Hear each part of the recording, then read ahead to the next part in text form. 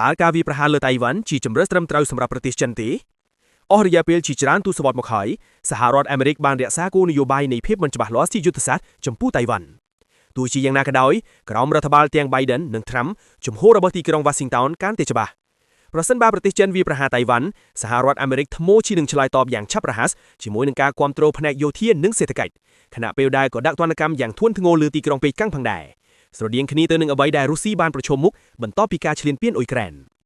លើពីនេះការឆ្លងកាត់ច្រកសមុទ្រតៃវ៉ាន់មិនមែនជារឿងងាយស្រួលនោះទេតំបន់នេះតែងតែត្រូវបានវាយប្រហារដោយព្យុះនិងសមុទ្រដ៏រដិបរដុបមានន័យថាប្រទេសចិននឹងត្រូវការពេលវេលាបន្ថែមទៀតដើម្បីអនុវត្តប្រតិបត្តិការទ្រង់ទ្រីធំការពន្យាពេលនេះនឹងផ្ដល់ឲ្យតៃវ៉ាន់នៅសហរដ្ឋអាមេរិកនៅពេលវេលាដ៏មានតម្លៃដើម្បីរៀបចំការវាយលុកតបវិញទោះបីជាប្រទេសចិនគ្រប់គ្រងតៃវ៉ាន់ដោយជោគជ័យក៏ដោយសំណួរសំខាន់មួយនៅតែមាន